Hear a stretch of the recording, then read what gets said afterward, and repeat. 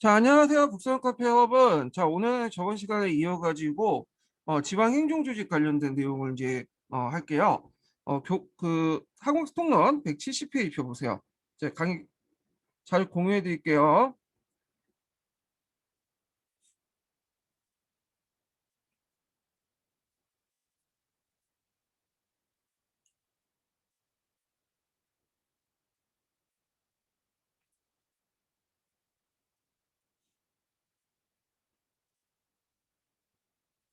자, 그럼 내용을 볼게요. 자, 고려의 지방제도는 군현제도를 근간으로 하여 중앙에서 외관에 파견되지 않은 중앙집권체제를 이루고 있었다. 그래서 건국 초기에는 지방 수용을 파견되지 못하고 다만 금융이라든지 조장 같은 것들을 이제 파견해서 조세를 이제 간장을 했죠. 그리고 이제 사자를 두었을 뿐 나머지는 호족들의 자치에 맡겨져 있다가 전 시간에 얘기한 것처럼 지방간이 본격적으로 파견되는 거는 983년에 성종 때 12목을 설치하고 처음으로 지방간을 파견했죠. 그게 12목의 설치 내용에서 이제 설치한 것은 그 최순의 심의 28조 내용이 수용됐기 때문에 이런 것들 이제 파견했다는 거. 그러다가 이제 몇 차례 집회를 거듭한 뒤에 현종 때 9년에 사도부 할목 56지군사 28능군 20현령 같은 외곽 조직으로 개편되어 지방 조직이 이제 일단락 됐다는 거죠. 그래서 현종 때 완비가 됐다. 네. 물론 이제 그 후에는 몇 차례 개정이 있겠지만 큰 틀은 현종 때 보시는 게 좋을 것 같아요. 현종 때 완비됐던 이유가 이제 큰 계기가 됐던 것이 어, 제2차 거란 침입 때문에 그걸 계기로 해가지고 이런 행정 조직이 완비됐다는 거.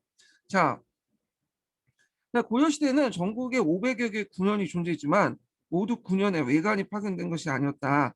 그래서 이제 외관이 파견된 그 군현을 주군, 주현이라고 하고요. 그 다음에 이제 파견되지 않은 현들을 속군, 속현이라고 하죠. 예. 근데 여기서 주의할 것은 고려시대 때는 조선과 좀 달리 뭐 인구라든지 어떤 생산량, 토지 결수에 따라서 어떤 행정구역을 편성한 게 아니라 신분적 관계가 상당히 중요했어요. 그래서 예전 후삼국 시대 때 남할 여초 시기 때 형성됐던 군과 현 간의 관계 또는 중소호족과 대호족들의 어떤 영향력 관계에서 이런 행정구역이 이런 신분적 관계가 그 주군이라든지 속군이나 이런 데 반영이 됐거든요. 그래서 이제 현을 파견했던 지역은 대부분 어떤 지역이냐면 대호장들이 예전에 대호족들이 통치했던 곳이에요. 그리고 그 밑에 속군 서경 같은 경우에는 그 밑에 있었던 그 이하에 있었던 중소호족들이 통치했던 곳이거든요. 그래서 이 대호장들이 중소호족들을 지배했던 구조가 주군이나 주연이나 또 속군 속현 형식으로 이게 상하관계가 형성이 된 거야. 그래서 주군 주연에는 이제 대호장이 지배했던 곳에는 관리를 확인해서 이 속현 속군을 지배하는 그런 신분적 관계였다. 네. 그 밑바닥에 또 이제 그 향소 부국도 있겠죠. 그래서 그냥 행정적 성격이 강한 게 아니라 신분적 성격이 상당히 강했다. 이렇게 좀 기억을 해두시면 되고요. 심지어는 크기가 큰 그 속군이라도 그 주연에 의해서 지배를 받을 수 있어요. 작은 그 선에 의해서. 왜냐하면 예전에 그 주연이 그 대호장들, 대호족들이 지배했던 곳이기 때문에 이런 관계가 그대로 고려 행정구역에 반영이 됐어. 그래서 예전에 제가 본관제 얘기할 때도 얘기했지만 그 당시에 이제 그 어떤 현이나 어떤 군에 또는 어떤 지역에 사는 것은 단순히 거주지를 말하는 게 아니라 그 사람의 사회적 신분을 말한다는 게 이렇게 주군과 속군, 향소 부군 간의 상하 관계가 이제 반영됐기 때문에요. 그래서 상당히 신분적 관계가 행정구역에 반영이 됐다. 이렇게 보시면 될 것 같아요. 근데 이런 것도 이제 고려 중후기 때 들어가면서 이제 점점 관리가 파견되고 그다음에 향소 부군의 반발 그다음에 이제 외적의 침입, 홍건적 초도 오고 뭐 몽골적 초도 오고 하는 과정에서 유민이 발생되잖아요. 그러면서 점점 이제 붕괴되기 시작하죠. 근데 고려 초중기 때 정도 이 정도는 이런 사회가 계속 유지됐다는 거. 자, 그러면 이제 한번 또 볼게요. 자, 고려 시대는 전국에 약 500여 개의 군현이 존재했지만 모든 군현에 외관이 파견되지 않았다. 그래서 아까 처음에 이제 외관이 파견되지 않은 현들 속군 속현이라고 했죠. 고려사 지리지에 면 고려 전국에 수령이 파견된 주현이 130군데에 비해서 수령이 파견되지 않는 속현이 373개로 주현보다도 속현이 더 많았다는 거. 그래서 중앙 통치력의 지방 통치가 중앙 통치의 지방 침투가 불완전했던 걸 알 수 있고요. 그리고 이제 속견들은 수령이 설치되지 않은 주연에 예속되어서 중앙에 간접 지배를 받는 형태였다. 그래서 주군과 주연 밑에 속군 속현이 예속된 형태고 상하 신분적인 어떤 예속 관계였다는 거. 자, 그 다음에 이제 이런 것들이 좀 나아지기 시작한 것이 그 고려 중기 때 간문을 파견했어. 간문. 이 간문은 그 당시 고려 중기 때 이제 유민들이 많으니까 그 유민들을 살펴보기 위해서 파견됐던 건데 원래는 임시직이었어요. 근데 이게 나중에 이제 뭐냐면 상설적으로 바뀌면서 거의 지방관 역할을 하게 된 거죠. 자, 이와 같이 고려의 중앙정부에는 여러 군현 중에 외관이 파견된 주연이 직접하는 행정체계 이루고 주연하여금 속견을 관할하겠다. 그러나 주연할 수가 또 적지 않아 이들을 일률적으로 통제하기 곤란했으므로 역계 개수관을 이제 두어서 제안을 했어요. 그래서 중간 기구 역할을 했죠. 근데 이제 이 개수관의 역할이 우리가 생각하는 행정적인 어떤 딱 그 상하관계에서 중간 기구 역할 한 것이 아니에요. 그러니까 일부만 담당한 거야. 좀 불완전했어. 자, 그래갖고 좀 약간 불안전했다. 그러면 중간기구인 개수관이 어디에 설치됐냐면 좀 큰데 설치됐겠죠. 행정구역에. 그래서 보통 고려는 이제 상경제를 실시했잖아요. 경이라든지 그다음에 도호부, 목. 도호부는 군사적 요충지에 설치했던 것이고요. 목은 행정적 요충지에 설치됐던 것이죠. 이런 것들이 개수관을 이제 설치해서 일반 군현을 통관했는데 아까 말한 것처럼 이게 완전한 통관이 아니라 불안정거가 상하 직속 관계가 아니라 일부 업무를 뭐냐면 보조해주고 통제해주는 그런 역할을 했죠. 예, 이게 이제 어떤 역할을 이제 주로 했냐? 항공의 성상이나 외국인의 추검 등을 맡게 한 건데 항공 성상 같은 경우에는 이제 그 고려 시대 때는 초창기 과거 제도를 할 때 그 추천제가 있었어. 지방에 추천제 이런 걸 추천을 해주거나 외국인 같은 경우에는 이제 기왕 보내는 사람들 있죠. 이런 사람들 이제 뭐냐 관리 감독을 하는 그런 역할을 이제 총괄 해줬던 것이 전반적으로 이제 뭐냐면 총괄해 주는 것이 아니에요. 그래서 이제 약간 중간 기구가 좀 불완전했다. 그리고 이제 개수간에 이제 그래서 대신해서 이제 나중에 오도 양계가 형성이 되거든요.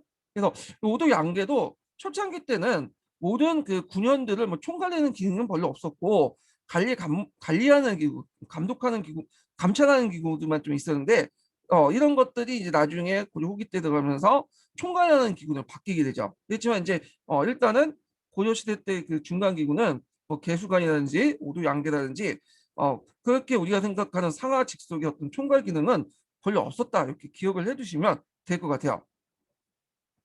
자, 그래서 이제 고려의 군현제는 개수관과 일반 주양, 그리고 속현의 누층적 구조였고, 자, 그러나 점차 속현에 대한 외관의 증파로 주연의 수가 많아지니까, 자, 종전에 개수관을 가지고 군현을 통제하기 너무 힘들어서, 보다 이제 짜여진 지방 제도가 필요했어요.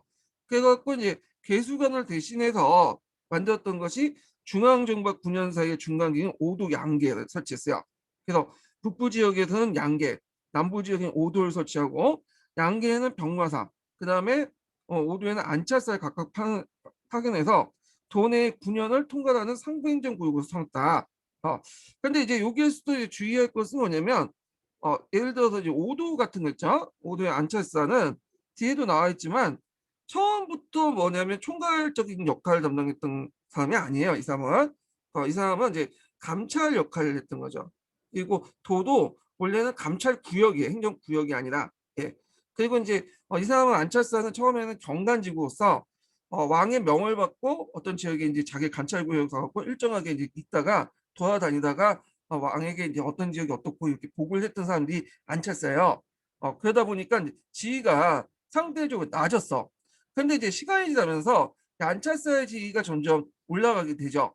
그리고 또 이제 도가 일정한 감찰 구역이 아니라 일종의 상위 행정 구역이 되는 거야. 이게 이제 나중에 이렇게 이런 식으로 바뀌게 된 거죠.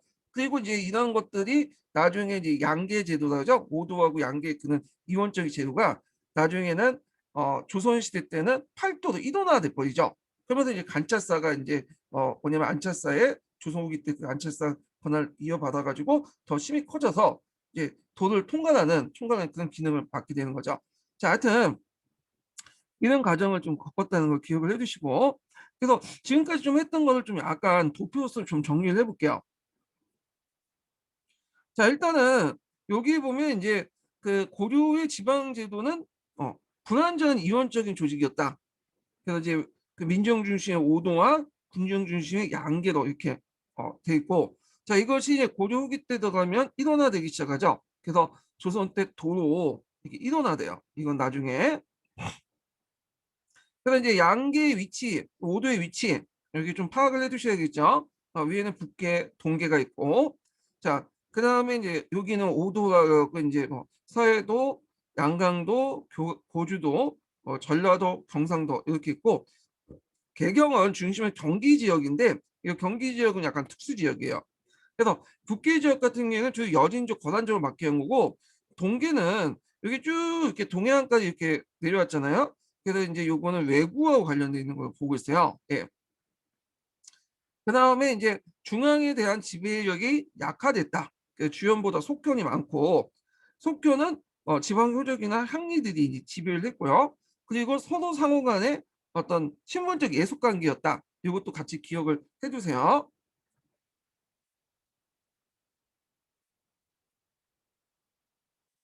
그다음에 중간행정기구가 있었잖아요. 근데 이제 초창기 중간행정기구 개수관이라든지 오도 그런 것들은 아직 미숙했어. 그래서 개수관이 존재를 했지만 일부만 총괄하는 기구가 있었고, 이 안차사가 있었지만 처음에는 중간행정관리관이나 임시감찰관이었다.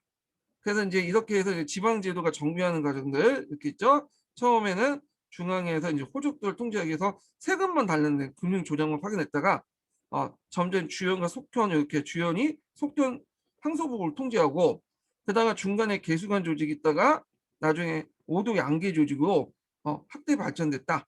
이렇게 이제 기억을 해두시면 될 것 같아요. 자, 그래서 이제 이렇게 있고 다시 이제 한번 읽어볼게요. 자, 북부지방, 그러니까 양계 지역이죠. 그래서 국방상 필요에 따라서 일찍부터 군사적 양계 병마사가 이제 설치돼서 군현도 방어 사주, 진 같은 것들이 이제 구성이 됐고, 남부 지역은 좀 예종 때 민사행정기관 5도 안찰사가 이제 설치됐어요. 그 밑에 이제 군현도 일반적인 주군현이 마련되기 시작했죠. 자, 이로써 이제 정계 중간기구의 미숙성을 극복하려고 고려한 지방제도가 완비되었다. 정계 그 중간기구의 미숙성은 개수관하고 연결됐다. 그렇지만 이제 아직까지 중간기구가 완전하게 그 조선시대도 완비됐다고 생각하시면 안 돼요. 일단은 그 이유가 뭐냐면 앞에서 언급한 것처럼 일단은 이원적으로 구성돼 있어. 여기 중간기구로서 지역에 따라 도와 개간의 차이가 있었고요. 또 이제 경기라는 어떤 특수 행정구역이 있어요. 경기라는 거는 서울 경자 근기 기자죠. 그러니까 서울 주변의 땅이란 뜻이야. 그래서 이제 요때 서울 주변의 땅, 우리 경기도는 하양을 지금 서울 중심으로 하잖아요. 근데 그때 이제 고려시대 서울은 개성이었죠. 개성구를 이제 중심으로 한 개경을 중심으로 한 그 땅을 주로 이제 뭐냐면 경기도라고 했어요. 특수 행정구역이죠. 자, 이 경기 지역이 따로 있었기 때문에 이건 개성구가 통치를 하죠. 그래서 전국의 지배 방식이 일원화되지 못했다는 거. 자, 이 경기 관련된 내용, 개성부와 관련된 내용은 제가 이제 나중에 총괄 나중에 이제 관련된 그 포셈 내용을 한번 강국을 할 거예요. 이게 예전에 한번 기출에 나왔거든요. 자, 이런 등등등의 이유로 해가지고 이 고려제도가 아직까지 일원화되지 못한 채 미숙성을 보여주고 있다. 이렇게 이제 보시면 돼요. 그다음에 여기에도 좀 눈여겨볼 게 뭐냐면 상경이라는 게 있잖아요. 상경. 자, 상경인데 여기에 상경은 이제 뭐냐면 서경, 동경, 남경 이걸 이제 상경이라고 해요. 예. 그래서 이제 요거 좀 기억을 해두시고 서경은 평양이고 동경은 여기 이제 경주고 남경은 한양 뭐 이렇게 이제 볼 수 있는데 뭐 이건 또 다른 책에서는 이제 정기 남경 상경은 이제 개경이고 그다음에 서경이고 동경 이렇게 있다가 후기 때 들어와서는 개경, 서경, 남경 이런 식으로 또 설명을 하더라고요. 여기는 상경 안에 이제 개경이 아니다 이렇게 이제 얘기를 하고 있는데 자 하여튼 이런 식으로 이제 경제도가 있었다. 예. 그 중에 제일 높은 그 지인은 서경이었다 이렇게 좀 기억을 해두시고요. 이 서경은 고려 초기 태조 때부터 우대를 받았어. 이쪽 지역은. 그래서 이제 뭐 이렇게 북방 어떤 근거지의 어떤 역할도 했고 북진전이 근거지였고 서경인들은 커터제를 시해서 다른 그 지역민들보다 많이 선발했어요 인재를요. 예. 그래서 대부분 그각 시대 이제 신라 중기 때 신진 세력들은 대부분 출신들이 어디야? 서경 세력들이야. 그래서 이런 서경 세력들이 이제 당연히 이제 올라오니까 뭐야? 거기는 개경 중심 이제 뭐냐면 보수 귀족들, 문벌 귀족도 있겠죠. 그러니까 이들이 문벌 귀족들과 충돌할 수밖에 없어요. 자, 그래서 이제 대표적으로 일어난 것이 묘청의 난이죠. 근데 이제 묘청의 난을 계기로 해갖고 이제 서경의 지위가 뭐냐면 급락해요.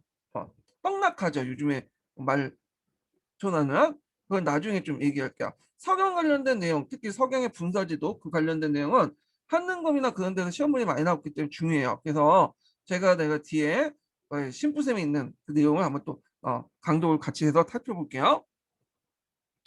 자, 그다음 9년에는 그 지방 출신인 호장, 부장들이 임명되어 수령 밑에 말단 행정을 담당했고요. 이들이 나중에 향리로 이름을 바뀌죠. 향리는 주변뿐만 아니라 외관에 없는 속현이나 부국에도 설치되었다. 그래서 이제 이 향리가 있는데 고려주 그 전기 때 향리 그 호족들, 그 중소 호족들 지방 밑에 있었던 관리를 했던 그런 사람들을 이제 전기 때는 장리라고 불렸다가 나중에는 향리로 이렇게 바뀌죠. 이름이. 원래 호족 출신으로 그러니까 향리들이 호족 출신인 거야. 이들은 호족 출신으로 읍사에서 지방의 주요 행정기구였던 읍사에서 조세, 부역, 소송 등 행정사무를 맡음으로써 비록 수령의 보좌역이었지만 실권이 커서 때에 따라서 백성들의 침탈하는 그 폐단이 많았다. 자, 그 예전에 얘기했지만 고려시대 항리는 조선시대 항리하고 급이 다르다고 했어요. 그중에 일본은 과거 시험을 통해서 지배층을 편입됐고 그다음 신진사대부도 근본적으로 항리 출신이에요. 자, 그래서 이제 일단 고려 왕조는 향리, 그러니까 예전에 호족들이었죠. 호족 세력들 억압하기 위해서 그 지방 출신인 중앙 고관들을 원로 임명했다. 사신관으로 임명해서 향리를 통제했다고 했죠. 그리고 그냥 항리 자제들을 기인으로 삼아서 상경 수익케 하는 방법을 이제 취하게 됐고, 그런데 이제 시간이 지나면서 항리는 지방 호족들의 지위에서 점차 하락의 길을 걷게 되었다. 이렇게 이제 보시면 될 것 같고요. 자, 그 다음에 이제 고려는 조선과 달리 좀 특수한 행정구역이 있었어요. 이것이 뭐냐면 향부곡 소예요. 특수행정 조직이죠. 그래서 이게 상당히 이제 그 푸셈에서는 많이 이제 설명하는 부분이죠. 그 부분을. 자, 그래서 이제 일단 이 항북국 소를 이제 합쳐가지고 통칭해서 부국제라고 해요. 부국제. 부국제. 예. 자, 그래서 이제 부국제라고 하고 있고 이거는 신라 시대 때의 향과 부국하고는 좀 약간 좀 달라요. 요거는. 그래서 이제 예전에도 한번 얘기했지만 이 항부국설에 대해서 이제 부국제에 대해서 그 살고 있는 사람들을 뭘로 볼 것이냐. 그러니까 양인설하고 그다음에 천인설 이렇게 두 가지 설이 있어요. 그래서 그렇지만 이제 대개 학계에서는 양인설을 보고 있거든요. 이걸 신양역천이라고 하죠. 원래 신분상 양인데 여기 천에서 좀 사회적으로 천대받는 계층이야. 왜냐하면 양인들이 이게 그 한소부국이 왜 그럴 수밖에 없냐면 그 항소부국이 차지하는 것이 거의 그 지역 행정 단위에서 60%가 넘어요. 근데 이들 다 천인으로 하면 국가 체제가 유지할 수 없다. 이렇게 본 거지. 그래서 이제 양인설이 이제 주죠. 근데 이제 여기에서는 일명 뭐냐면 좀 약간 천인설 느낌 같은 그런 것들이 있는데 그 푸셈이나 이런 데서는 양인설에 입각해서 식량 역천설에 입각해서 이렇게 좀 얘기를 하고 있죠. 자, 이들 한부국 소의 주민들은 국학인 입학이나 가거의 응시를 금하는 등 일반 구면에 비해서 차별 대우받고 있었다. 자, 한과 부국은 주로 농민들이 거주를 한 데 반해서 이 소는 신라에는 없었죠. 고려에서만 있었던 거예요. 그래서 국가에 필요한 금, 은, 동, 철, 종이, 역, 먹이나 도자기 이런 것들을 특정 공납품을 이제 갖다 바치는 여기이기 때문에 공장들의 어떤 집단 거주지였어요. 그래서 이제 여기에 따라서 자기가 뭘 생산에 따라서 이름이 붙여지죠. 그래서 금을 생산한 그 소는 금소, 그다음에 동을 생산한 동은 동소, 철은 철소, 종이는 지소, 그다음에 저 도자기는 이제 그 자소 뭐 이렇게 자기가 이제 뭘 생산에 따라서 각각 그 소의 명칭이 달라지는데 이 부분이 예전에 한번 기출문에 나왔어요. 자, 그 다음에 이제 계속 보면 항부국 소에서는 일반 군현과 같이 부공이다의 외리가 있었어요.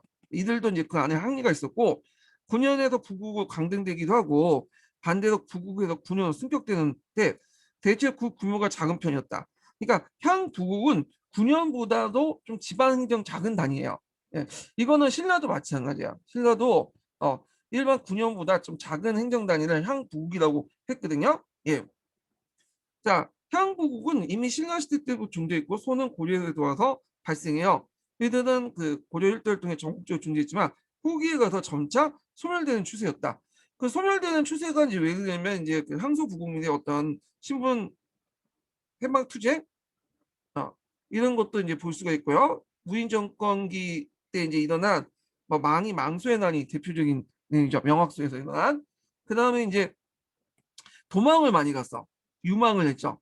그러다 보니까 종조는 이제 항소 부국을 유지할 수 없어서 결국엔 고려 초기 때 그 뭐냐면 조선 초기 때 향소 부국이 다 일반 군현으로 편제를 해버리고 소에서 부과했던 공물들도 일반 군현에 이제 나눠서 이제 부담을 하게 되죠. 예, 이제 소가 이제 해체돼 나가기 시작한다는 거. 요 부분이 교과서에 좀 있어야 읽다 보면요. 나중에 이제 감독을 할 텐데 하여튼 그런 게 있었다. 이렇게 이제 기억을 해두시고 그러면 여기에서 이제 좀 살펴볼 게 뭐냐면 포셈에 있는 내용을 좀 볼게요. 예. 그래서 향소 부국 관련된 내용 288페이지 내용을 좀 볼게요.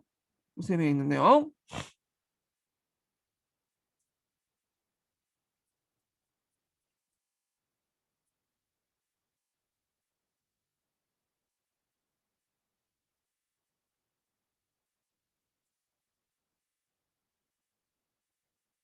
288페이지가 앞에네요.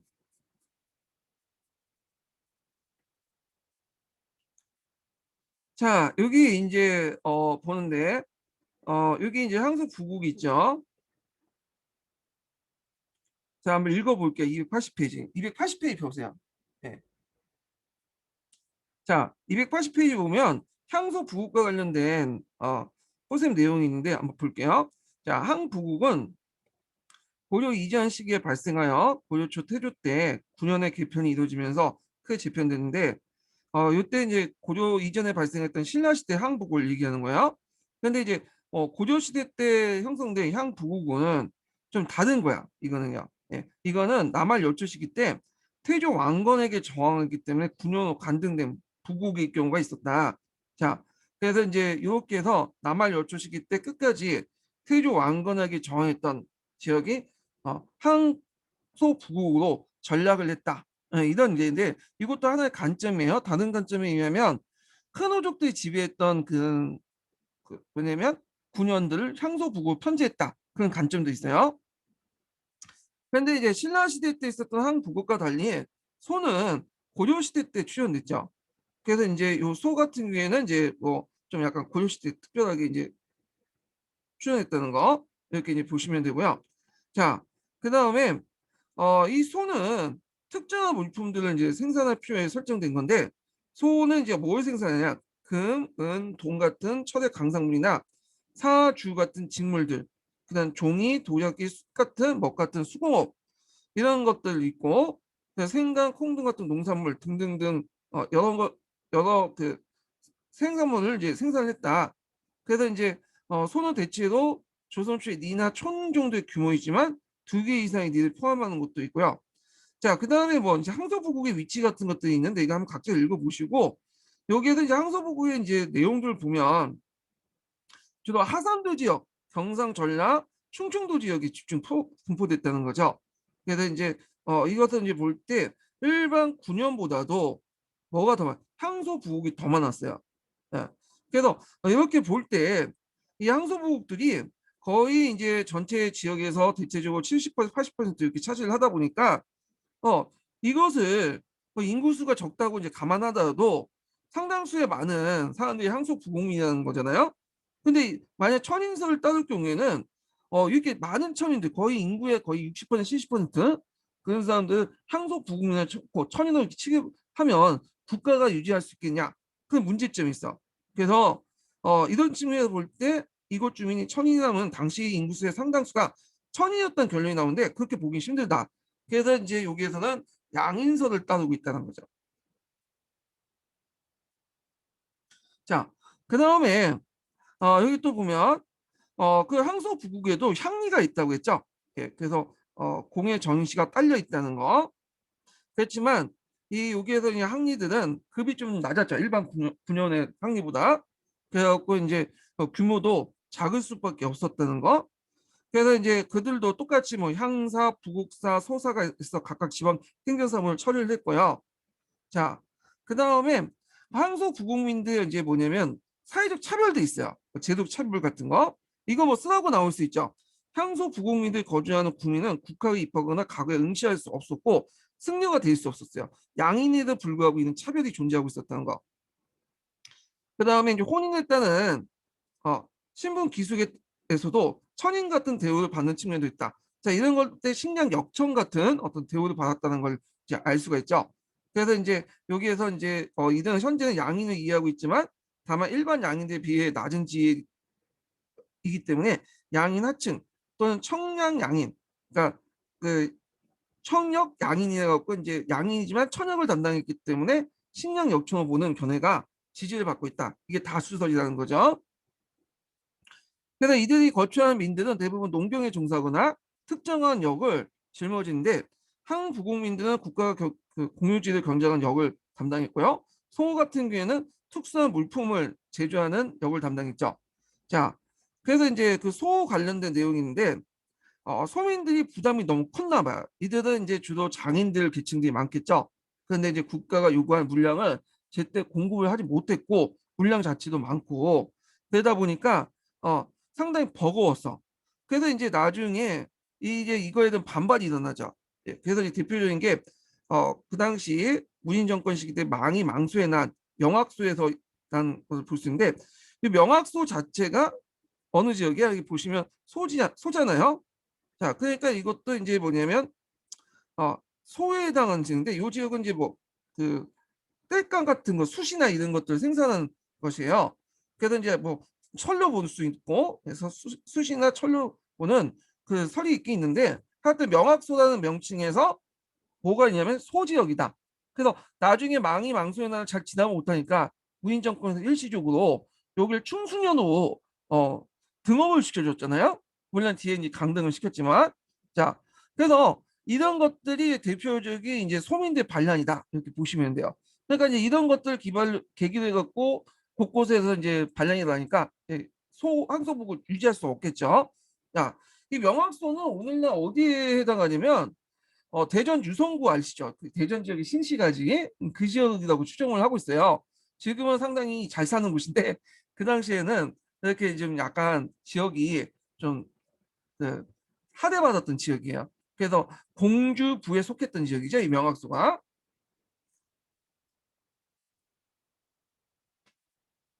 자, 그래서 이제 이렇게 있고 한번 좀 볼게요. 그 외에도 이제 여러 이제 소들이 있죠. 국가에서 이제 필요하는 고급차를 이제 그 생산된 곳을 뭐라고 다소라고 해. 그 명칭 좀 기억을 해주세요. 다소. 차 다자죠. 네. 그래서 소의 명칭은 그 앞에 생산한 물품들의 명칭하고 이어붙여갖고 얘기를 해요. 예. 그래서 이제 어량소 같은 경우에 물고기를 생산하죠. 신선도를 중시한 생산보다는 물고기를 어획하죠. 예. 그 물고기 조개 해산물을 생산한 곳이고, 그래서 생산을 위해 대나무나 기타 자를 이용해서 많은 발을 쳐놨다. 자, 그래서 이제 이렇게 생산된 물품에 따라서 그 소의 명칭이 정해졌다. 이렇게 이제 보시면 될 것 같고요.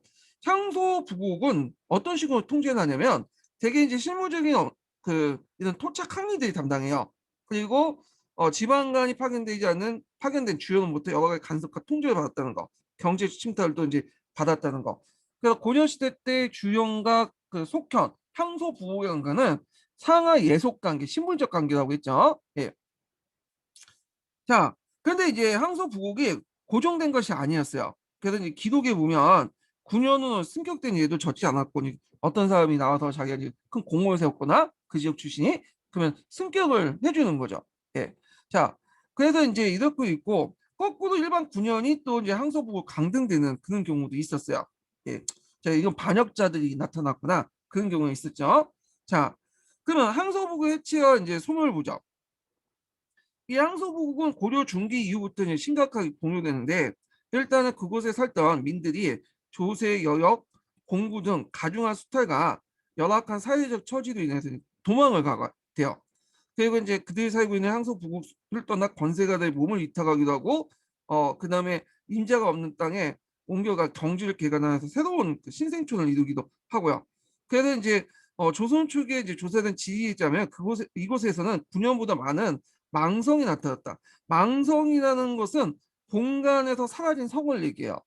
본관에서 원래 어떤 특정한 이제 성씨들이 살고 있다가 얘네들이 이제 집단으로 도망을 가거나 해가지고 없어진 성을 말해. 그러니까 이탈된 거죠. 예. 그래서 이제 이 이유는 이제 소주민들이 그곳에 이탈하는 것이 많았고 수탈에 못 이겨서 도망가는 경우가 많기 때문에 소가 해체되는 과정에서 망성들이 많이 그 뭐냐면 형성됐다. 많이 생겼다 이렇게 보시면 되죠. 자, 그래서 이제 요 과정에서 이게 뭐 항소 부곡이 이제 점점 도망가고 소멸되고 하니까 이제 이런 것을 계기로 해갖고 연말 선초 때 항소 부곡을 대규모로 이제 정리하게 돼요. 그래서 대부분 이제 어떤 방식으로 정리하냐면 이 항소 부곡을 9년으로 개편을 하죠. 일반 9년으로. 자, 그래서 이제 9년 개편 내용은 그 밑에 있어. 그래서 뭐 이것까지 시험 문제 안 나올 것 같은데 한번 쭉 읽어보시고요. 자, 하여튼 이런 여러 가지 방법을 통해서 뭐냐면 향소 부곡이 소멸되기 시작하죠. 그래서 향소 부곡의 소멸 해체는 지방행정단위가 모두 9년으로 편제되는 결과를 가져왔고요. 그래서 이에 따라 이제 고려 시기 때는 주연, 속현, 향소 부곡 같은 중추적 지배의 관계에서 단계적 지배가 사라지고 제일적인 지배, 그러니까 중앙 집권적 지배가 형성이 됐죠. 자, 이런 변화는 그 향소 부곡민들의 어떤 저항의 결과다. 이렇게 이제 보시면 될 것 같고요. 물론 이제 사회 경제적인 어떤 결과도 있죠. 그 배경도 있으니까 거기 한번 보세요. 그냥 제가 중요한 부분을 강독하고 넘어갈게요.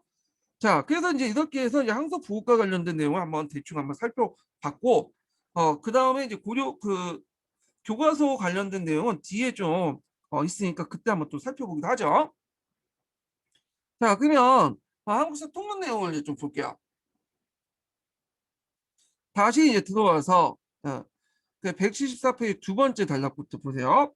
자, 주군현 그 제일 말단 단위는 촌이에요. 촌. 예, 발단 행정주의는 촌이고, 자, 이게 이제 주부군현에서 대체로 몇 개 촌이 딸려져 있는데, 자, 향소 부국에는 1촌의 경우가 많았으며 큰 부국에는 몇 개 촌이 있었다. 이거는 이제 일반 그 향소 부국들은 주군현보다는 좀 규모가 작다고 했죠. 그래서 그러다 보니까 촌의 규모도 작을 수밖에 없겠죠.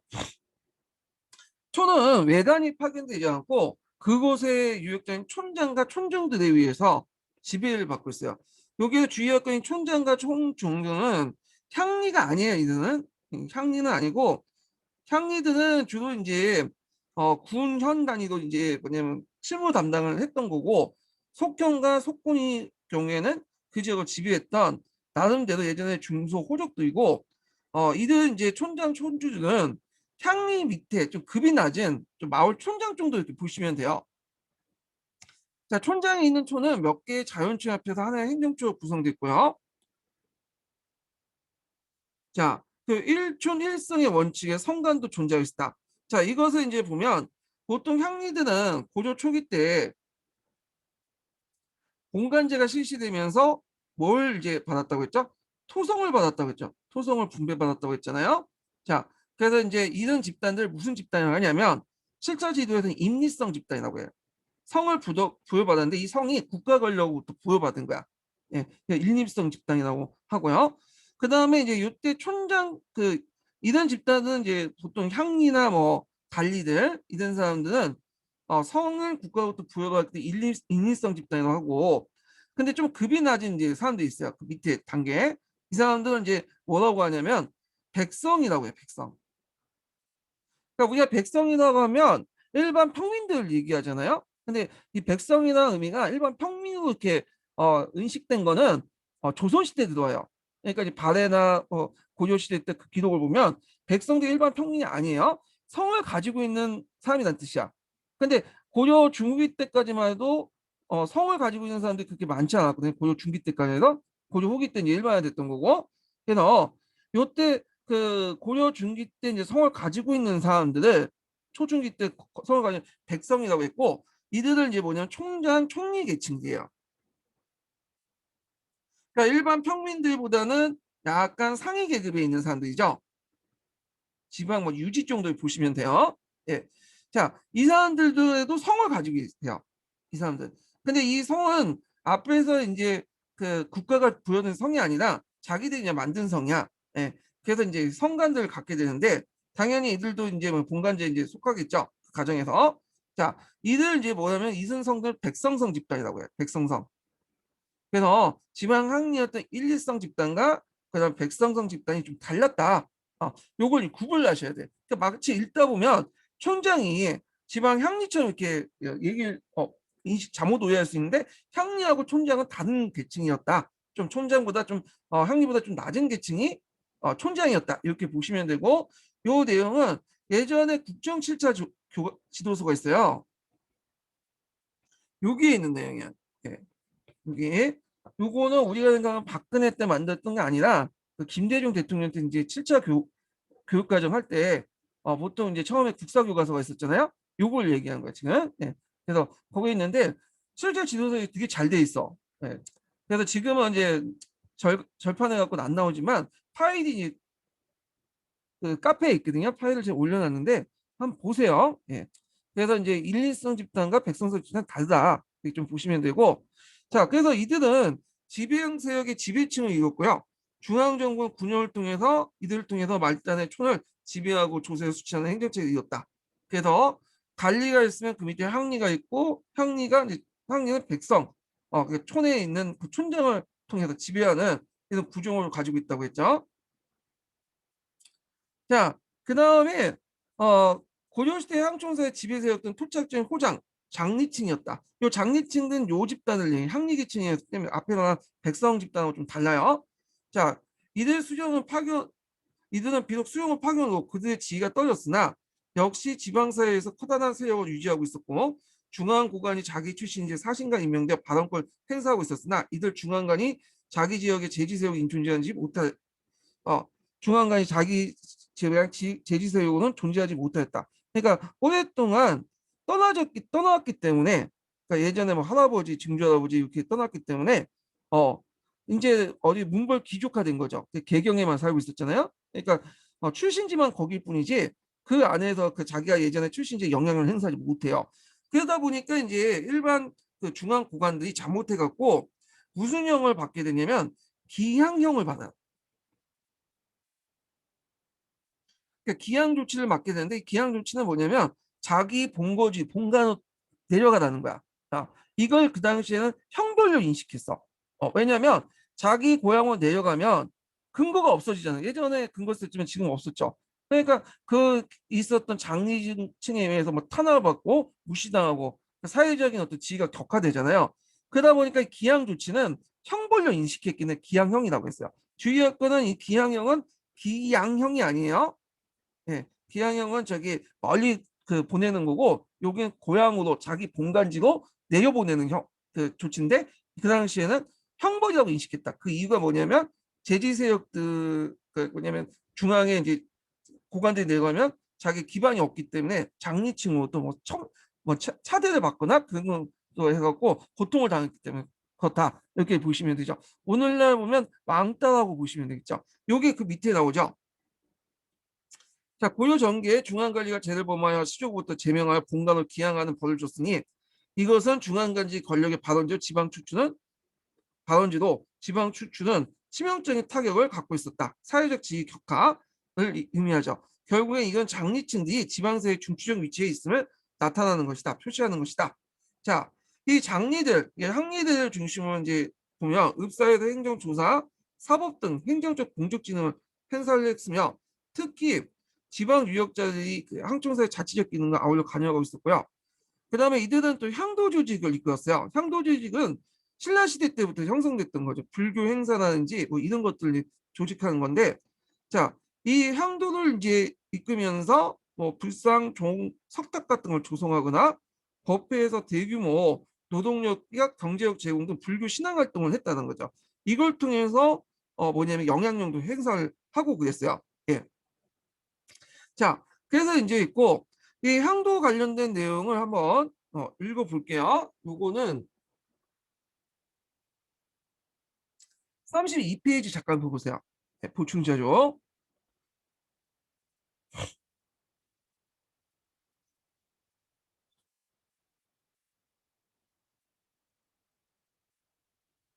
자, 여기 한번 볼게요. 향도 관련된 내용이 있는데, 자, 고려는 농민들의 생활을 안정하기 위해서 조세 수치의 한도를 정하고 농경기에 요역을 동원하는 편한편 의창이나 제2보 등 구제 기관을 육성하였다. 그러나 이러한 정책의 효과는 일시적인데 불구하고 농민들은 대체로 국가의 가중한 조세 수치와 지배자의 수탈을 이루는데 그 밑에 이제 농민들이 마을 단위의 여러 공동체 조직을 이제 발달시키는데 향도가 이 대표적인 조직이죠. 향도는 불교 신앙의 어떤 관련된 공동체로서 출발했으나 점차 대규모 인력을 동원한 사원 건축이나 석탑, 조성 등을 주도하게 됐다. 그런데 이제 고려 후기 때 들어와서는 더 확산되어 일상적인 농민 공동체가 발전했다. 자, 근데 이제 여기에서 볼 때 이제 조선 초중기 때까지의 향도는 규모가 9년 단위로 조직됐어요. 그래갖고 이제 앞에서 말한 사원의 건축이나 석탁 조성 같은 막대한 인력이나 물자를 동원하는데 9년 단위로 조직해야지 많은 사람들 동원할 수 있잖아요.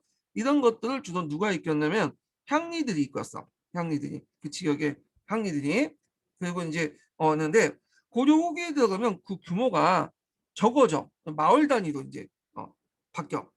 마을 단위, 리 단위도 바뀌죠. 마을 단위도. 그러다 보니까 이제 성원 건축이나 뭐 이제 성원 건축 석탑 조성보다는 간단하게 이제 불교 그냥 행사 정도 그래서 이런 것들만 이제 하는 방식으로 바뀌게 되고 그래도 이제 규모가 확실히 이제 줄어들고 그리고 이제 주로 이제 농민들의 어떤 음주 가문이라든지 그 다음에 이제 상독분 있죠 죽을 때 장례를 하던 하는 것처럼 상호 부조 기관으로 바뀌게 돼요. 그러니까 신앙 공동체에서 상호 부조 농민들의 어떤 일상생활을 돕는 그런 기능으로 바뀌게 됐다. 불교적으로서는 많이 줄어들게 되고요. 그러다가 조선시대에 들어가면서는 이제 조선 이제 불교적 요소가 빼지고 상호 부조적 요소만 있다가 나중에 조선 후기 때 들어가면 이제 제사할 때 상돈을 매는 그런 이제 협동 조직 그런 정도 이제 격화되죠. 규모가 점점 작아진다. 이렇게 이제 보시면 될 것 같아요. 자, 그 다음에 이제 그 밑에 향도의 역할 중에 매양 활동이 있는데 매양 활동 좀 볼게요. 자, 이 매양 활동은 미륵사상하고 관련돼 있죠.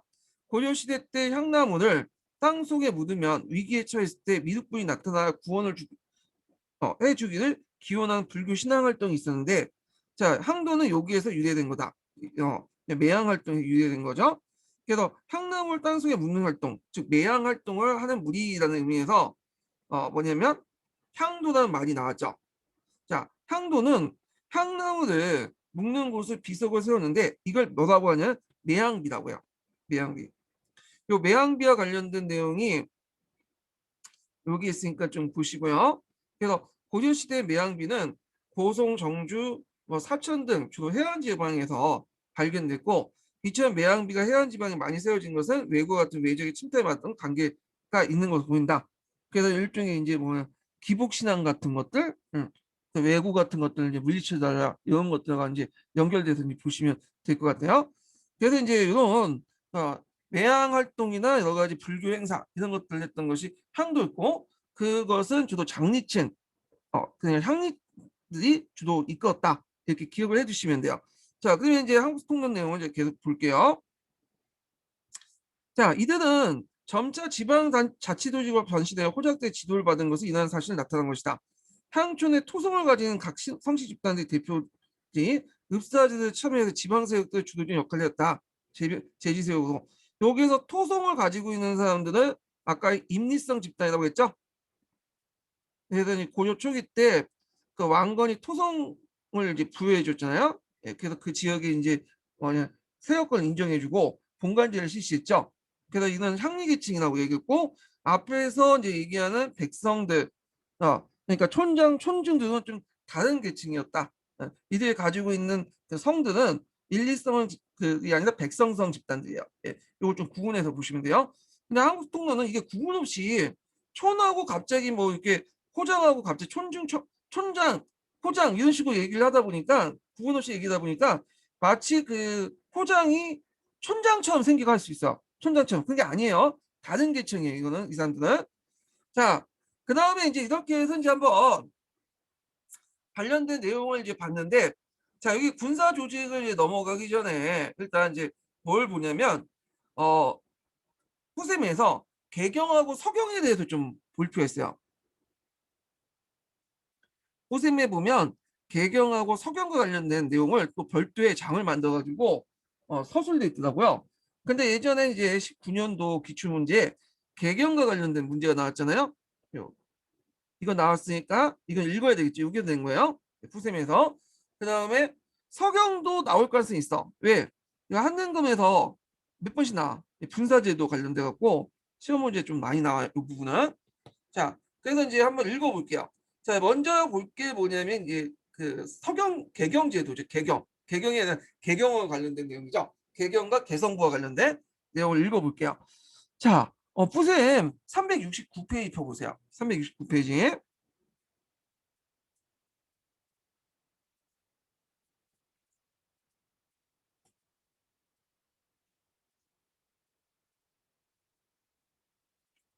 369페이지에 보면 고려왕조 400년 도읍지 개경 이렇게 나오죠. 예. 그래서 이제 개경과 관련된 내용이 쭉 해갖고 369페이지에서 몇 페이지까지 있어? 예. 되게 많네. 374페이지까지 쭉 있거든요. 그래서 이 개경부의 변천 과정, 개성부와 개경의 변천 과정이 예전에 그 거란의 2차 침입과 관련돼 갖고 한번 나온 적이 있어요. 그때 이제 개경의 행정구역 개편 관련된 내용 있죠. 요거 이제 연관돼서 나왔는데, 자, 요 부분이 좀 이해하기가 좀 힘든 부분이 있어. 왜냐면 우리가 이제 생각하는 그 지리적 개념하고 좀 내용이 다른 게 있거든요. 우리는 개성하고 개경을 동일하게 생각하잖아요. 지금은 그러니까 개경이나 개성이 동일하지 이렇게 생각하는데, 이렇게 동일하게 생각하는데 요 책에서는 그 당시 고려시대 때 사람들은 개성과 개경은 다른 거였어요. 어, 개성은 좀 약간 그 개경 주변의 어떤 지방 행정단위, 개경은 우리가 생각하는 서울 이런 개념이었거든요. 다른 거예요. 그래서 우리가 개성을 개경과 같이 생각하는 거는 나중에 조선시대 이후부터 어떤 인식이야. 네. 이걸 좀 이해를 하셔야 돼. 그래서 읽다 보면 개성도의 뭐 이렇게 변화, 행정구역상 변화가 막 설명되는데 이해가 좀 안 되는 부분이 많아요. 자, 그래서 요거 읽기 전에 제가 요거하고 제가 이제 다른 그 책들, 개경과 관련된 그 전문 서적들을 이제 좀 읽어가지고 정리한 내용이 있어요. 좀 여러분들 이해하기 쉽게. 그래서 제가 이제 기출문제 분석에다 정리를 해놨거든요. 그래서 요걸 한번 보고 나서 요걸 좀 뭐냐면 읽어야지 좀 이해가 될 것 같아서 제가 이걸 다시 공유를 해드리겠습니다. 이 부분을 제가 이제 여기 보면, 자, 보이시죠? 예, 보이실 거예요? 보이시죠? 여기 이제 뭐냐, 카페에 들어가시면 기출문제 분석이 있어요. 그래서 기출문제 분석 게시판이 있는데 이게 19년도 관련된 문제거든요. 여기에서 이제 뭐냐면 나제 전쟁 이후에 고려 정부가 개경 지역에 시행된 행정병 현재 제도를 쓰시오 이렇게 있어. 예. 그래갖고 이제 흥하진 전투 나오니까 이거는 제2차 거단 침입 관련된 제3차죠 제3차. 제가 말 잘못했네. 제3차와 관련된 내용인데 그것은 이제 그 3차 흥하진 전투 이후에 뭐 개경 관련된 그 행정제도 편찬 내용이에요. 예. 자, 그래서 이제 여기 이제 있는데 이건 뭐 권한 침입과 관련된 거는 나중에 이제 한번 보고요. 그러면 3차 침입 이후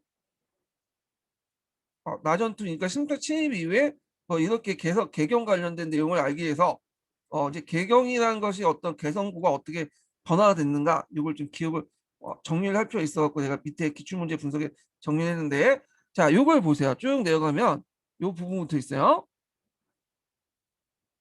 자 여기 보면 이제 쭉 읽어볼게요. 자 3차 전쟁 이후에 고려 정부가 개경 지역을 시행한 행정제도 편제 제도는 오부 박리제 왕비다. 그래서 좀 크게 보일게요. 예. 자, 개경의 오부 박리제는 919년 수도 이름을 계주로 정해지면서 설치된 이래 970, 87년, 그날 1024년 두 차례 걸쳐 개편되었다. 성종 6년에 이제 정비된 오부 박리제는 성종 초 그 간제 정비와 함께 5년간 호구 조사를 바탕으로 한 거고 당시 전국적인 9년제 정비 과정 일환으로 정비됐다. 자, 이렇게 이제 내용이 있고요. 자, 그다음에 이제 여기에서 이제 개경의 역사가 이제 쭉 나와 있어요. 개경에서 역사가. 그래서 이제 오늘날 개성은 고려시대 송악현, 그다음에 개성현, 개풍군 일대를 포함한 지역인데 반해 고려시대 개경은 송악현으로 그래서 일부 개성현도 포함되죠. 궁골, 간청 주변의 민가에 거주한 지역을 말하고요. 그리고 개성현은 개경을 둘러싼 현 중에 유력한 현이에요. 그러니까 개경은 하고 개성현하고는 다른 거야. 그리고 여기에서 이제 있고 이걸 제가 정리를 했어요. 여기를 이거 밑에 내려가 있는데 예. 그래갖고 여기에서 이제 개경이 있고 그 다음에 성종 14년에 개경이 만들어졌죠. 개경 이게 수도고요. 그 다음에 이제 개경 주변에 적현과 기현을 뒀어. 예, 적현과 기현은 그 밑에 이제 설명했으니까 각자 보시고 그래서 이제 있고 총 12부로 해가지고 이 당시 이제 뭐냐면 그 개경이 적경과 기현을 총괄하는 식으로 뒀고 그래서 개경에 이제 그 시설을 뒀죠. 통째로 기골되고요. 그리고 이제 여기를 이제 적경과 기현을 개성부라고 해가지고 이렇게 묶어놨어요. 개성부로. 그런데 이제 현조 9년에 개성부가 폐지되고 그 다음에 이제 개성현을 비롯한 경기 여러 현들이 또 이제 독립해서 개성현을 된 거죠. 그러니까 개경하고 개성현이 이제 독립됐다가 다시 이제 충녕한 총선할 때 개경과 경기 파동으로 이렇게 분리돼 나가요. 예. 그리고 나서 이제 또 뭐냐면 이 지역을 통합해서 이제 개경이라 부르고 이런 식으로 해갖고 이제 여러 차례 개경부와 개성부를 분리됐다가 뭐 이렇게 통합했다가 이런 과정을 거치게 되거든요. 그래서 이게 상당히 복잡해요. 예. 그래서 이 내용을 제가 이제 기출문제 이렇게 정리를 해놨으니까 한번 쭉 읽어보세요. 이 내용을 읽고 이걸 보시는 게 좀 편할 것 같아서. 예. 그래서 여기에서 좀 얘기할 것은 일단은 개경하고 개성은 다른 거다. 예. 개성현은 다른 거다 이렇게 기억을 해주시고 그 다음에 여기에서 이제 개경에서 이제 뭐 안에서 이제 정리한 내용과 개성부 이렇게 정리한 것이 다르고 그리고 이것이 이제 또 여러 번의 행정구역을 거쳐서 행정 명칭도 뭐 왔다 갔다 했다. 이런 것들 같이 이제 염두에 두시고 보시는 것이 훨씬 더 이해하기 편할 것 같아요. 자, 뭐 이렇게 대충 보고요. 그러면 이제 본격적으로 이제 거기 내용을 한번 읽어볼게요. 다시 공유를 해드리겠습니다.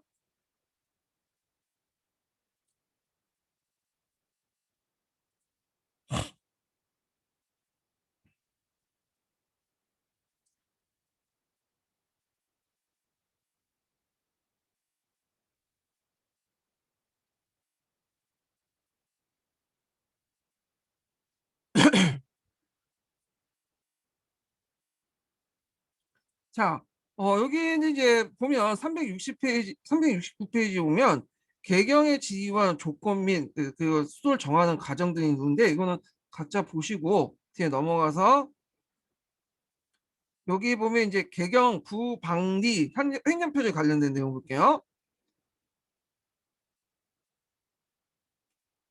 자, 여기 이제 보면 개성군은 개경 부근의 지역을 통치하기 위해서 중국 당나라 제도를 모델로 해서 성종 14년에 설치한 간서다는 거죠. 네. 그래서 개성부가 있고, 자, 그래서 이제 이 개성부는 개경 부근 지역을 통치하기 위해서 중국 당나라 제도를 모델로 해갖고 설치한 간서 이름이고요. 그리고 태조 이래 이제 왕조의 특별 구역으로 개주를 승격시킨 것이다. 이 개성부 관할에는 적현하고 기현 이렇게 6개와 7개가 있어요. 적현과 기현은 그러니까 일종의 무슨 개념이냐면 제가 기출문제에서도 분석에 적어놨지만 이 개경이 있으면 앞에서 이제 개경하고 개성현은 좀 다르다고 했죠. 그래서 여기 부분에 개경을 주위에 이제 적현하고 기현을 나누는데 여기는 수도를 포위해주는 현이라는 뜻이야. 적현과 기현을. 그래서 이런 적현과 기현을 각각 6개와 7개를 줬어요. 그래서 총 13년을 준 거죠. 그래서 이제 요것을 개경을 포함해갖고 이 13주 적현과 기원을 개주로 해서 승격을 시켰어. 예. 그래서 이제 왕조의 특별구역이라는 뜻이죠. 예. 그래서 뭐 적현 기원 13년 13년까지 쭉 내용이 있는데 이거는 뭐 각자 읽어보시고 그리고 이제 이거를 관리하기 위해서 적현과 기원을 관리하기 위해서 개성부를 준 거야. 그래서 이 개성부는 이제 요때 개성부는 뭐냐면 단청의 이름이었다. 이렇게 기억을 해주시면 돼요. 그래서 이제 개성구하고 개성구 안에 적현과 기원이 있고 여기 개경이라는 것이 따로 이제 있고 이렇게 있었다. 이렇게 기억을 해주시고 자, 말하자면 네 개성구 안에 적현과 기원이 있고요. 개경을 관할하는 부서였다. 이렇게 이제 보시면 돼요. 개성구가 자, 여기 밑에 있죠. 개성군은 2000년 개경뿐만 아니라 12년을 가난한 중앙 간서였으며 종3품에서 종4품의 정도의 지위에 있는 부연을 비롯해 소yon, 판관, 장서기, 법조, 창군들이 배치되었다. 자, 그래서 이런 개성부의 신설은 개경의 입지를 크게 강화한 것이지만 자, 이것이 23년 지난 헌종 9년에 폐지되고 말았다. 그래서 이제 개성부가 이제 혁파됐다는 거죠. 그래서 개성부 혁파를 위해서 그 가나에 적혀 13부 가운데 3년은 개성 현령이 그다음에 7년은 장당영령이 예속되어 경기를 형성했으며 상수도성에서 직접 속하게 되어 송악현 자체가 소멸되고 대신 개경 5분한 단위가 존재되어 중앙에 직할을 받았다. 자, 그러면 이건 뭘 얘기하냐? 자, 앞에서 얘기한 것처럼 개경이 있고 개경을 둘러싸인 적현, 기현 이런 것들이 이제 있다고 했죠. 여기 통관하는 부서가 개성부야. 근데 이제 이게 현종 9년에 폐지된 거야. 그러면 각기 이제 독립해 나와 있죠. 그래서 개경은 이제 또 별도의 독립 단위가 되고 그 다음에 여기에서 적혀 일부는 개성 현령이 담당해서 거기에 이제 통제를 하고 그다음 다시 7년은 장당현령이 통제를 한다는 거죠. 그러니까 이걸 통해서 개경하고 그 주변의 경기 지역이 분리돼 나간 거야. 개경과 경기 지역이 분리돼 나갔다. 개성부의 이제 확보를 통해서 이 내용이 여기 있죠. 그래서 개성부 혁파로 인해서 중앙인 개경 5부와 지방인 경기 12면이 분리해 나갔다는 거예요. 이거 좀 기억을 해두시면 될 것 같아요. 그래서 이제 개경 지역은 5부로 구성되어 있고 그 둘러싸여 있는 그 이런 그 앞에서 얘기한 장당혁령과 그 개성현령이 통치한 구역을 경기지로 묶어서 12호를 둔 거죠. 그러니까 여기에서 개경과 개성은 다른 거다 이렇게 보시면 되고 그리고 개성부는 이것도 다른 거예요. 이거는 이제 통치 구역이고요. 통치 기구고. 자, 그래서 이제 이런 내용도 있는데 뒤에 이제 쭉 가면서 이제 개성부와 경기부의 이제 관청 과정들이 쭉 나와 있어요. 예. 그래서 이제 요건 그냥 건너뛸게요. 자, 그러면 이제 371페이지 넘어갈게요. 370 밑바닥에 마지막 줄 볼게요. 개경 5부 방리는 그 태조 2년에 수도 이름을 계주 정하면서 처음 설치됐고요. 그러니까 개경 5부 방리는 이제 개경 안에 있는 행정구역을 얘기하는 거예요. 그래서 내일간제 정비와 호구조사를 배경으로 성종 6년에 5부 방리제를 기본으로 정했다가 평종 15년에 개경지역 학대왕 나성 축조에 따라 개편되었다. 그래서 현종 15년에 개편을 통해서 5부, 15부, 341이 형태로 갖춰졌다. 그래갖고 현종 15년에서 나성 축조가 있고 현종 15년에 5부 35방 344이라는 형태가 갖춰졌는데 이게 예전에 기출문에 나왔던 거죠. 기억을 해주시면 될 것 같아요.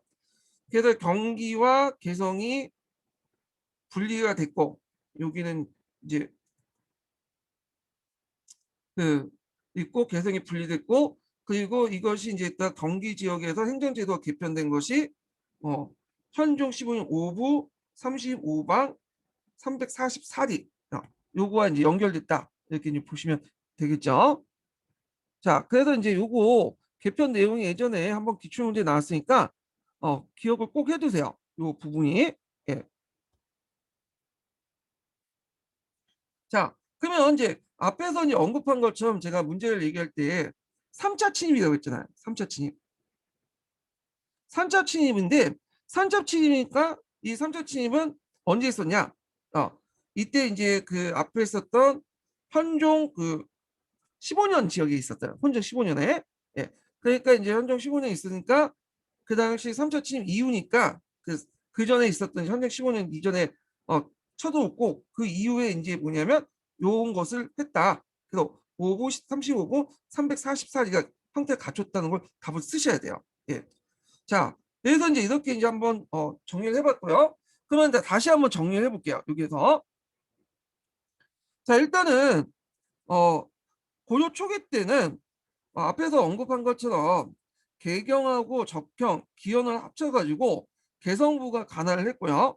그런데 이제 시간이 지나면서 현종 9년, 2차 침입 이후죠. 현종 9년에는 개성부를 폐하고 개경하고 그 다음에 경기 지역을 분리시켰어. 그래서 개경은 독립대로 분리시켜갖고 개경 5부를 만들고 경기 지역 같은 경우에는 그 두 개로 나눴죠. 그래갖고 장당혁령과 개성혁령 이렇게 두 개로서 분할 통치를 했고요. 그리고 나서 이제 개경 안에서 또 이제 조직 개편을 해가지고 그때가 이제 3차 침 이후죠. 현종 15년에 개표를 통해서 5구 35방 44리라는 형태를 갖췄다. 이렇게 정리를 해두시면 될 것 같아요. 요 관련된 내용이 예전에 시험문이 나왔으니까 파악을 해두시고요. 자, 그러면 이제 다시 이제 또 뭐와 관련돼서 이제 또 보면 쭉쭉 넘어갈게요.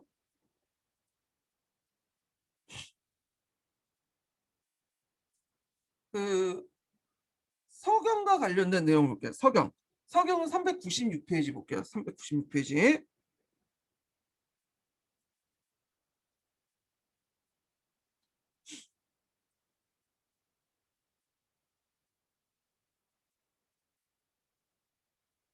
396페이지 내용을 좀 보겠습니다. 잠깐만요. 401페이지인가? 여긴가?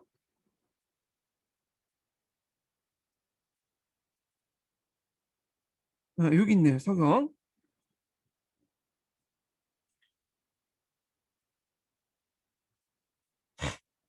자, 한번 읽어볼게요. 서경 관련된 내용. 396페이지. 자, 태조 왕건은 서경 경영을 통해 고려 왕실의 독자적인 세력 기반을 육성하고자 했다. 자, 원래 평양은 고조선의 도읍지뿐만 아니라 후에 고구려 수도가 되어 역사적 유서 깊은 곳이지만 고려 건국 때 거의 폐허 방치되어 있었다. 그래서 이제 호족을 견제할 수 있는 확고한 기반을 찾고자 했던 태조는 세력 기반을 구축할 근거지로서 서경이 적합하다고 했고 태조 원년부터 서경 경영이 시작됐다. 그래서 태조 왕건은 9월에 평양 고도가 항폐한 지 오래다. 항주나 봉주, 해주, 백주, 연주, 인호 등 여러 호드를 평양으로 이주시키고 대도 삼아서 사촌인 왕신령을 파견하여 지키게 했고요. 그리고 다음에 수도를 초흥에서 개경을 옮겼으며 그 무렵에 서경을 평양을 서경으로 승격시켰다. 자, 그리고 이제 평양에 성을 쌓고 뭐 재성을 쌓았고 나성을 축조해 방어 체제를 구축했다. 이렇게 이제 보시면 되고요. 예전에 그 평양성이라는 거 있었잖아요. 장항성. 그래서 이 장항성을 좀 뭐냐면 정비했다 이렇게 보시면 될 것 같아요. 이때는요. 자, 그다음에 이제 여기 이제 왕규가 이제 반란이 일으키고 나서 이제 즉위했던 사람이 정종이죠. 정종이 어떤 세력과 이제 연합을 했냐면 예전에 한국 통론에서 읽었듯이 왕신영 서경 총수였던 왕신영과 연합을 했어. 그래갖고 이 왕신영이 평양으로 이제 군대를 이끌고 개성으로 들어와 왕규의 난을 진압을 했고요. 자, 이로써 이제 정조 때는 왕신영을 중심으로 해서 서경 세력들이 왕씨가 밀접된 권력의 주도를 장악했고 한때는 서경으로 천도를 하려고 했죠. 근데 지금 그게 도중에 이제 정종이 죽기 때문에 이제 실패를 했고, 자, 그다음에 강종 때는 11년에 수소 친제 권원하면서 개경을 항도도 한관 도시에 그다음에 서경을 서도로 했고 서경의 지위를 이제 뭐냐면 약간 서경을 서도로 해서 격화를 좀 시켰다 이렇게 보시면 되겠죠. 경에서 도로 이제 격화를 시켰다 이렇게 했는데 아마 이제 이때 왜 이렇게 격화를 했냐? 그건 아마 서경 세력들과 좀 단절시키기 위한 거예요. 왜냐면 이제 그 정종이 왕신년기로 사는다고 친했잖아요. 일접하게 있으니까 왕권을 강화시키기 위해서 대규모 수청을 했는데 요때 이제 그 과정에서 서경 세력을 쳐냈고 그때 이제 그 서경 세력의 중심지인 항주 항구시대도 포함됐기 때문에 그랬다 이렇게 보시면 될 것 같아요. 자, 그래서 이제 있고 그다음에 경중대회 성종은 서경세력을 배척하지 않지만 서경에는 별 관심은 없었어. 앞에 이제 태조나 뭐 이런 사람처럼. 예. 자, 그래서 이제 그러다 보니까 서경에도 잘 안 갔고, 예. 그리고 이제 주로 가더라도 어떤 의례적 수행이나 군사적 목적이었는데, 자, 이걸 이제 볼 수 있었던 것이 이제 뭐냐면 서경할지론에서 이제 보이는 선조의 태도에서 볼 수 있죠. 서경할지론. 이 서경할지론이 뭐냐면 권한의 일차 침해와 관련된 거죠. 권한이 이제 일차 침해 들어오니까 이 권한의 일차 침해를 막기 위해서 너무 이제 병력이 이제 많다 보니까 고려에서 어떤 논의가 있었냐면 그 당시 서경 이북 지역을 떼주자. 그러면 권한이 물려날 거 아니냐. 그런 이제 할지론 같은 것들에 성조의 태도에서 볼 수 있죠. 여기에 그럼 좋다. 떼주자. 이런 이제 말까지 했죠. 예. 자, 하여튼 이런 것을 이제 볼 수 있는 것은 이제 볼 때 성종 때는 경주에만 관심이 있었지 서경에는 별로 관심이 없었다. 이렇게 이제 볼 수가 있겠죠. 자, 그런데 이제 목종 때도 오면서 좀 달라져요. 목종 때는 누가 이제 지배를 했냐면 천주태후가 이제 됐는데 이 천주태후는 매척 집안이죠. 그러니까 천주태후는 이제 뭐냐면 그 집안 자체가 외가 쪽 집안이 항주 항복씨하고 연결됐어요. 항주 항복씨는 아까쯤에 서경 출신 집안이에요. 자, 그러다 보니까 이제 여기에도 이제 그런 것들이 서경에도 경영에도 영향을 미쳐서 서경의 지위가 좀 올라가게 됐죠. 서경을 호경으로 고치고 그래서 이제 자주 행차하고 그런 게 했다. 그러니까 이제 이렇게 이제 뭐냐면 그때마다 세력 간의 변동에 따라서 그다음에 왕의 어떤 정책적 목적에 따라서 서경의 지위가 약간의 부침이 있었다. 이렇게 보시면 돼요. 근데 전반적으로 그 요청의 난 이전까지는 전반적으로 다른 지역보다는 서경의 우대를 받았어요. 이거는 확실한 거고. 자, 그걸 이제 볼 수 있는 것이 서경의 행정 그 간제 부분이야. 서경의 간제. 그래서 서경의 간제를 이제 분사제도라고 하죠. 그래서 개경의 그런 수도 개경의 중앙 간직을 그대로 서경을 옮기거나 축소해서 옮기건 등 좀 제2의 수도의 어떤 역할을 했어요. 이렇게 분사제도를 통해서. 그러니까 오늘날만 세종시 역할을 했다. 이렇게 보시면 될 것 같아요. 자, 그래서 이제 태조 때 이제 쭉 내용을 보면 자, 세 번째 줄부터 볼게요. 태조 5년에 시중, 신앙, 난중도로 구성된 난간이 설치되고 급밖에 아간으로 밑에 있는 이제 간서도 병부, 낙하부, 진강성, 내천부를 뒀고요. 자, 그리고 이제 이렇게 했고 또 서경성 일대를 5구로 나눠서 개경과 동일한 지배체를 갖췄다는 거.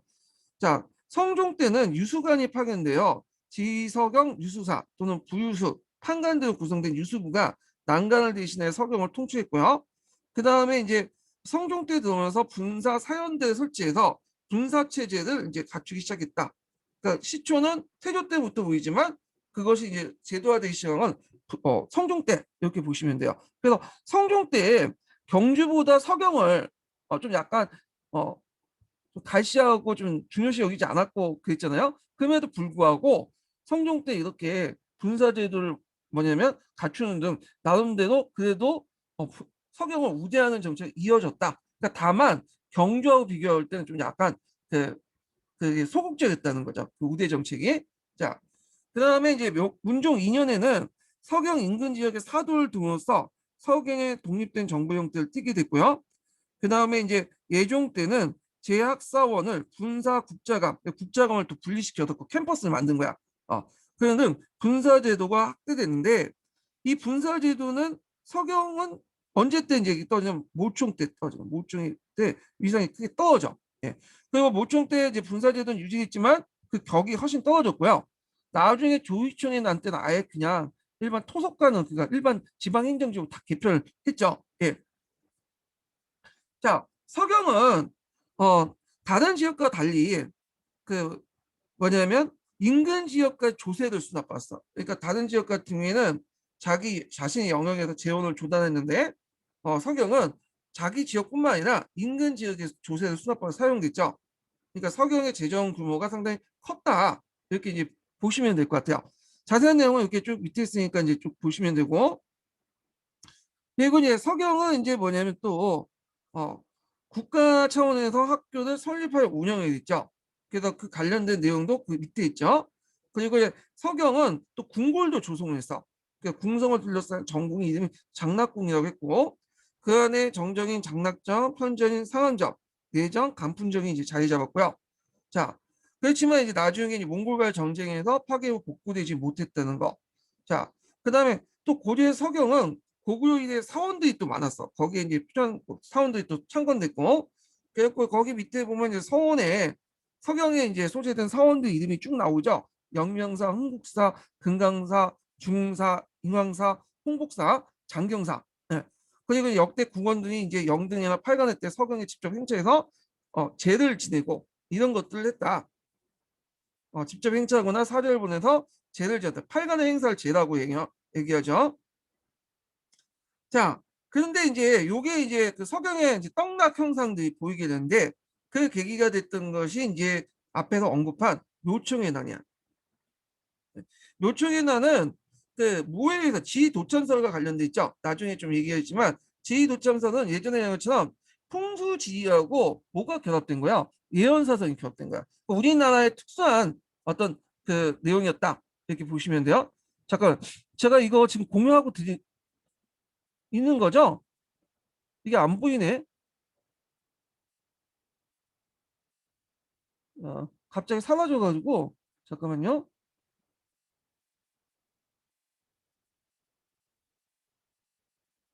이걸 밑으로 내리고 읽어야겠네.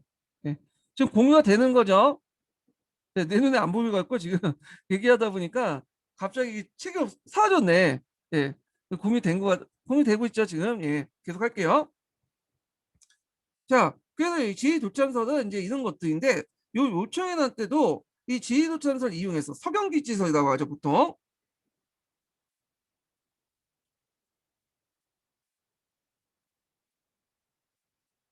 그래서 모총과 정기사항 등은 시 도천설 따라 서경이 음양갈 만한 대하사의 땅으로 상수 올려 인종의 마음 움직였고 그리고 그곳에 대학을 지었고 자주 이제 인종이 돌아다니게 했죠. 거기 가서 순원하겠다. 그래서 성경청도 운동에 대해 대경 보수기죽 때 맹렬 반대하니까 뜻을 이루지 못했고 결국에 모총들이 결국에 반란을 일으켜 전국에 진압이 되는데 자 이때부터 이제 이 사건은 서경의 독립성이 상실됐어. 그리고 군사 체제는 유지됐지만 예전만큼 독자적인 어떤 행정기구의 성격이 점점 뭐냐면 크게 잃게 되죠. 그래서 이제 그 인종 14년에 유수관, 강권, 분사, 어사들 제한 모든 간부가 혁파되고요. 이렇게 하면서 이제 확보되고, 자, 그 2년 뒤에는 일부 간설을 뒀지만 그 이전만큼 위상을 회복하지 못했다는 거. 자, 그러다가 이 형식적으로 나왔던 이 제도조차도 무슨 난을 계기로 이 조이총의 난을 계기로 완전히 이제 뭐냐면 없어지게 돼요. 이 조이총 난은 정주부 2인방이 반기를 들어서 거부했는데 이게 이제 실패를 했잖아요. 그래서 명종 8년에 간제를 개편해서 반원의 수를 줄임으로써 서경의 지위가 더 격화됐고요. 그리고 이제 서경의 그 비축된 곡식을 크게 줄이면서 나중에 중화를 수습케 하면서 재정적 기반도 크게 약화됐다. 예. 그래서 이제 서경에서는 예전에는 뭐 주변에 있는 그 지역까지 어떤 물자를 받아면서 이제 운영을 했잖아요. 근데 이거조차도 없고 서경에서 또 자체적으로 이제 걷는 세수조차도 중앙으로 수속했어요. 그러다 보니 재정적 기반이 상당히 약화될 수밖에 없겠죠. 그래서 이 조이총의 난을 계기로 해갖고 실질적으로 이제 분사제도가 완전히 없어졌다, 폐지됐다, 이렇게 이제 보시면 될 것 같아요. 자, 그 다음에 이제 이 나중에 원나 간섭기 때는 요게 또 뭐냐면 동년부를 설치했죠. 예. 그래서 이제 동년부를 설치해서 관리를 하다가 반환을 또 받게 되고, 자, 그래서 이제 이런 과정을 겪게 됐다, 이렇게 이제 보시면 될 것 같아요. 그래서 서경은 분사제도를 중심으로 해갖고 좀 파악을 해주시는 것도 좋을 것 같아요. 그래갖고 여기에서 이제 한번 파악을 했고, 자, 그럼 다시 넘어가서 한국 통론을 이제 좀 볼게요. 그 다음에 이제 볼 게 군사 조직이거든요. 군사 조직. 예, 군사 조직인데, 요거 이제 인증번호 이제 첫 번째 인증번호 얘기할게요. 군사 조직 넘어가기 전에 첫 번째 인증번호는 16번. 첫 번째 인증번호 16번입니다. 예. 자, 이 군사 조직은 좀 쉬었다가 군사 조직 강독할게요. 이 부분은.